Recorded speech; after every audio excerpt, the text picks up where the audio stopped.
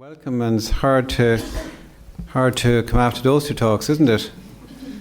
Anyway, I was given this most interesting task of trying to kind of explain why Christmas could in any way be stressful. So the main stresses at Christmas, we're going to kind of go through them now and examine them a little bit. Well, we financial pressures. Money is a huge issue right across the economy at the moment, and lots of families are really, really struggling. I think a key thing is this concept of expectations, particularly from children and young adults. And I'll be talking a little bit about this, that they should have what they want and what they expect. I don't know about you, but when I was a child, we were lucky to get the boxes of the toys, never mind the toys. But there is an expectation nowadays, and that expectation puts huge pressure on people. Unemployment is a huge issue, and the fear of losing your job, or in extreme cases your home. Many families will be literally sitting at home this Christmas, and it won't be Christmas to be worried about, it will be where will they be next year. Debt. We are sinking in debt. And debt causes huge stress on people, and remember, stress kills, and stress can cause its own issues. Relationships. Christmas is a terrible time in the whole area of relationships, because there can be lots of difficulties and conflicts in personal relationships between partners. God be with today when we used to talk about husbands and wives, but now we talk about partners. Parents and siblings, major problem. Wider family, particularly siblings and older parents. I have had some real messes over the years where families come together and everybody, again, there's issues in families maybe going right back for maybe decades, and Christmas comes along and all of this hodgepodge is thrown together and huge stress is created.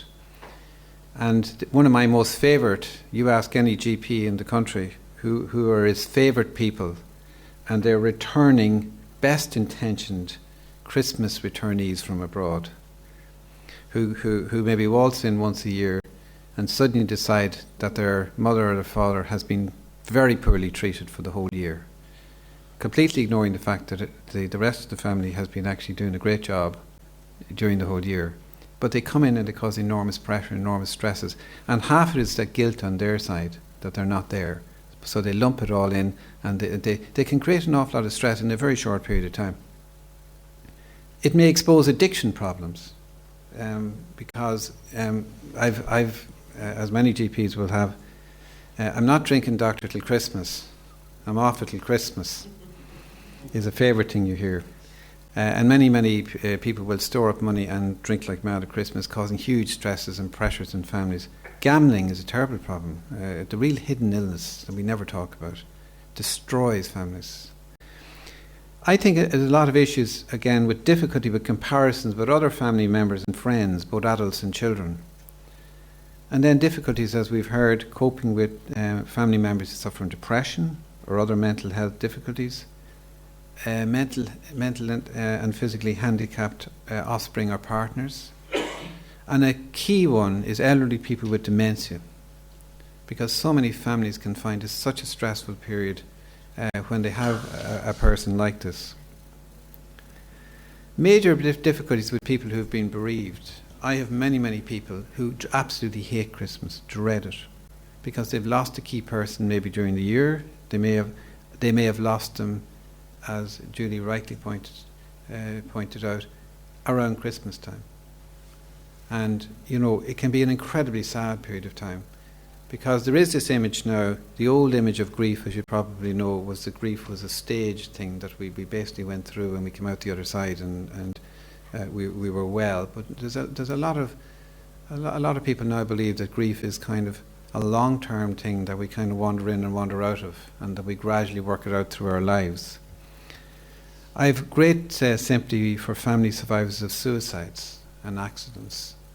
It can be a very difficult. I have talked to people who've lost people to suicide, and they dread Christmas, because I have one particular family that I can think of where the child was found a couple of days before Christmas, having been missing for 6 weeks.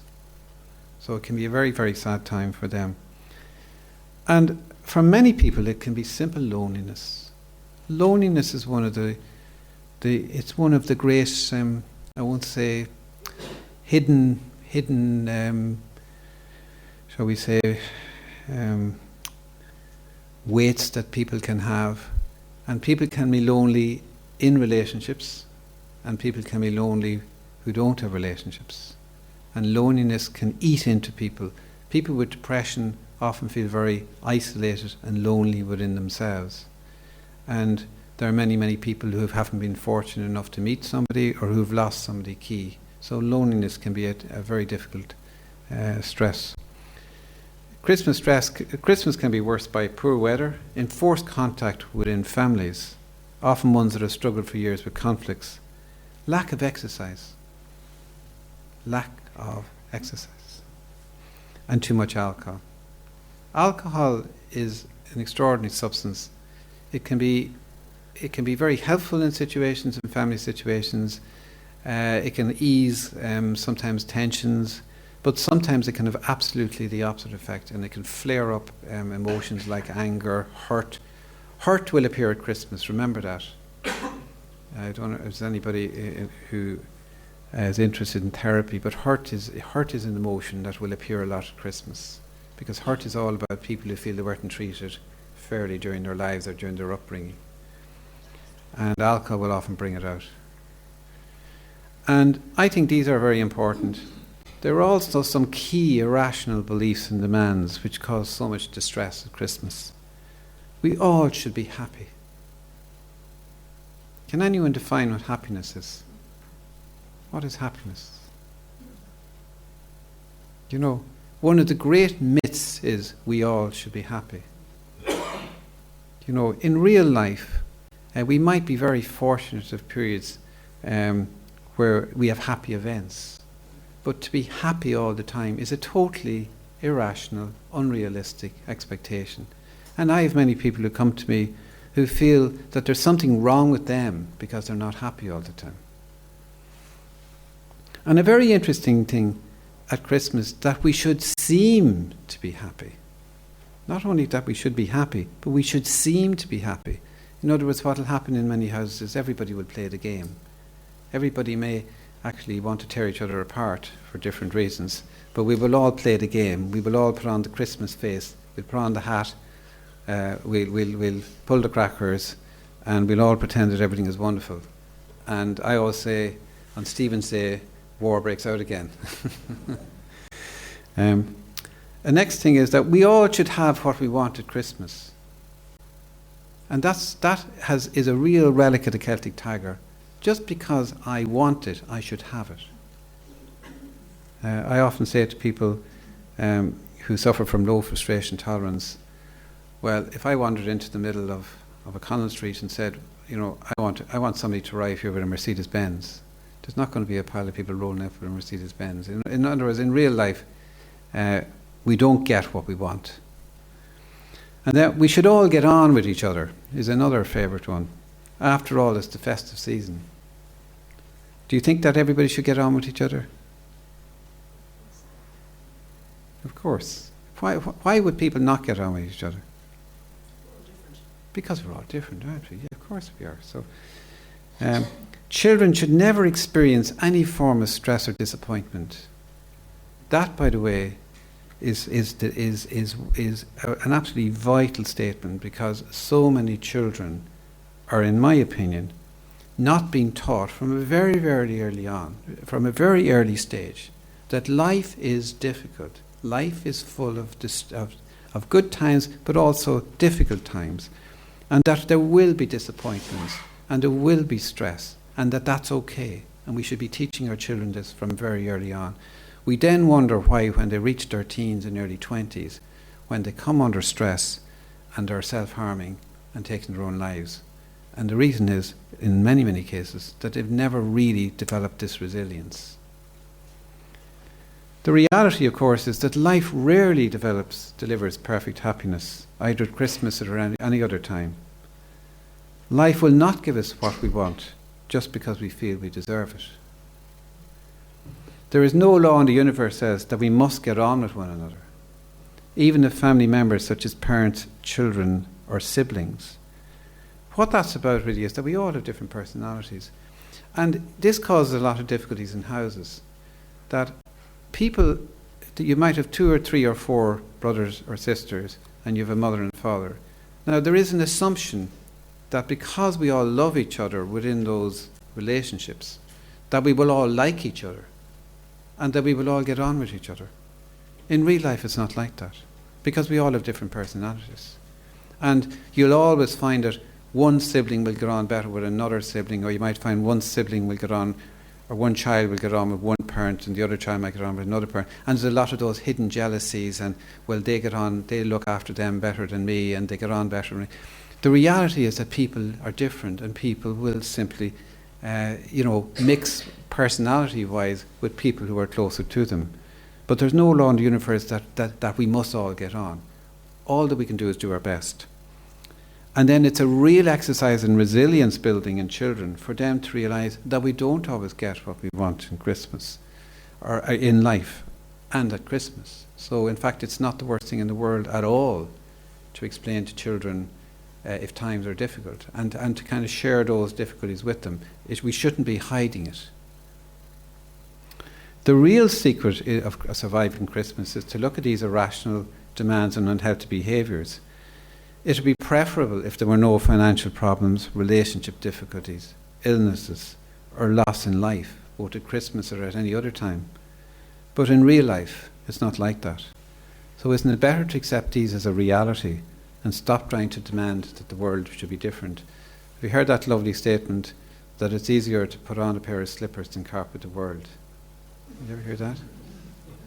I spend a lot of time giving that to people, all right? It's a lovely thing to remember. Anytime you find yourself railing against something, remember it's easier to put on a pair of slippers.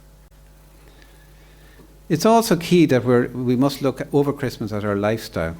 Exercise, exercise, exercise. If anybody who knows me or listens to me knows that I'm nuts on getting people to do 30 minutes of exercise every day. And if you want to stay well over the Christmas period and you want your family members to stay well, try and encourage everybody to get out and exercise either individually or in groups. Enjoy alcohol sensibly. I think in Ireland, I think that's more a wish. But I think it's important that we are careful with it. Try and spend only what we can afford. Because I would have actually mothers going into debt and going to debt collectors to fine them money because they feel this sense of that my child should not have to suffer, and anyway, what would the rest of the family think if I didn't provide all these things? And of course that poor parent will be in difficulty for quite a while with moneylenders. Try not get into debt if at all possible, official or unofficial. The cost can often be extremely high. Try and get enough sleep. I mean, it's amazing how over the festive period what actually happens is sleep rhythms get totally disturbed because people are up at all hours. Their whole normal pattern goes out of sync. And of course that leads to a lot of stress and a lot of irritability. Add in a bit of alcohol and you can have a lot of flare-ups. Enjoy the food, but be sensible. And I'm going to finish with this. The Raggy Doll Club. Have you heard of the Raggy Doll Club? The secret of mental health. The quickest way to get well in depression, and probably what we should be teaching our children and ourselves from very, very early on.